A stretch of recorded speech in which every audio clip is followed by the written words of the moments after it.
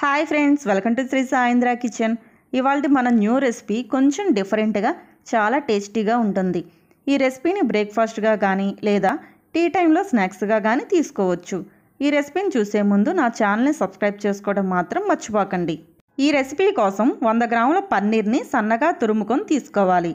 పన్నీర్ని తురుముకున్న తరువాత medium size ఉల్లిపాయని సన్నగా కట్ చేసి తీసుకొని సన్నగా కట్ చేసిన 2 పచ్చిమిర్చి, కొంచెం కొత్తిమీర, రుచికి తగినంత ఉప్పు, 1 టీ స్పూన్ కారం, 1/2 టీ స్పూన్ మిరియాల పొడి, తురుముకున్న క్యారెట్ పావు కప్పు తీసుకొని వీటన్నిటిని ఒకసారి బాగా కలుపుకొని ఉంచుకోవాలి.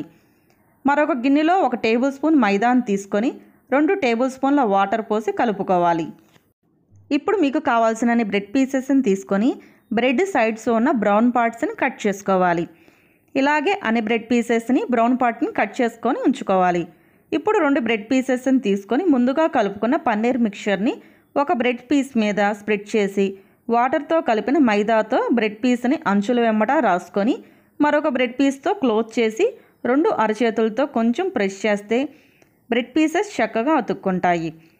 అలాగే ఒక బ్రెడ్ పీస్ని 2 పీసెస్గా కట్ చేసి ఒక పీస్లో పన్నీర్ మిక్చర్ని పెట్టి మైదాతో అంచుల్ని రాసుకొని మరొక బ్రెడ్ పీస్తో క్లోజ్ చేసుకొని తయారు చేసుకోవచ్చు. ఇలా మీకు నచ్చిన విధంగా బ్రెడ్ పీసెస్ని తయారు చేసుకోవచ్చు.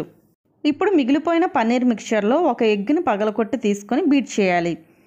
ఈ మిక్చర్లో కలపడానికి మరొక ఎగ్ని కూడా తీసుకొని బీట్ చేసుకుంటున్నాను. ఇలా మిగిలిపోయిన మిక్చర్ని బట్టి 1 లేదా 2 ఎగ్స్ని బీట్ చేసుకొని తీసుకోవాలి. ఇప్పుడు ఒక ప్యాన్లో 2 టేబుల్ స్పూన్ల బటర్ తీసుకొని బటర్ కొంచెం కరిగిన తర్వాత పన్నీర్తో స్టఫింగ్ చేసిన బ్రెడ్ పీసెస్ని తీసుకొని 2 నిమిషాలు మూత పెట్టి ఒకవైపు లైట్ గోల్డెన్ కలర్ వచ్చిన తర్వాత మరోవైపుకు తిప్పి కొంచెం బటర్ వేసుకొని మూత పెట్టి 2 వైపులా కూడా లైట్ గోల్డెన్ కలర్ వచ్చేదాకా ఫ్రై చేసి ఒక ప్లేట్లోకి తీసుకోవాలి.